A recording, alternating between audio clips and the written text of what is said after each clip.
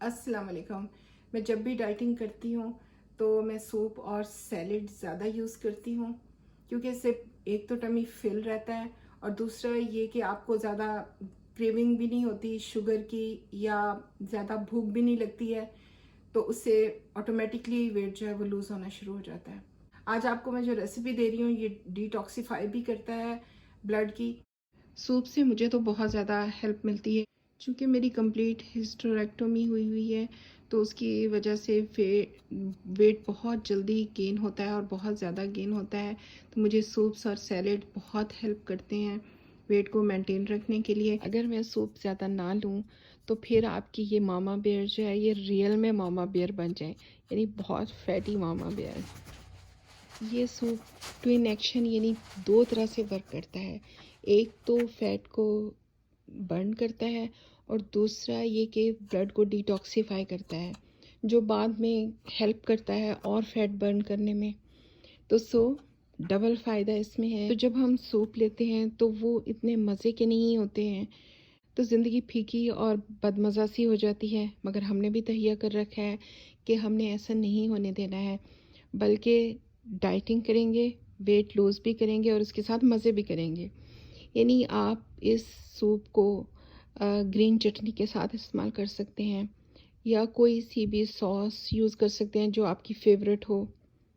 Even कि आप अचार भी यूज़ कर सकते हैं। ये तो मजाक था, लेकिन कोई भी जैसे मसाले भी ऐड कर सकते हैं इसके अंदर अपनी पसंद के, जो आपको अच्छा फ्लेवर दें या अच्छा टेस्ट इसका और ज़्यादा इंक्रीज़ कर दें। तो आपके पास खुली चॉइस है इसमें स्पाइसेस ऐड करने की भी। और इसको बहुत ज़्यादा मज़े का बनाती हूँ अपने टेस्ट के अकॉर्डिंग। जैसे मुझे जो स्पाइसेस पसंद हैं, जो सॉसेस पसंद हैं, उनके साथ मैं ये सूप लेती हूँ।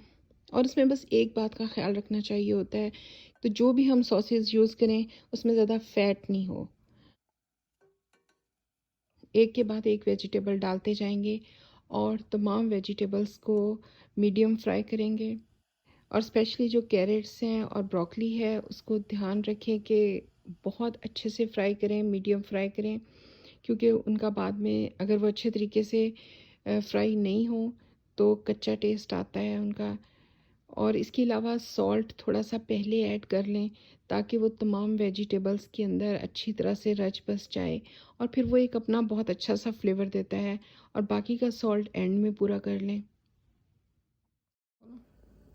वाटर ऐड करेंगे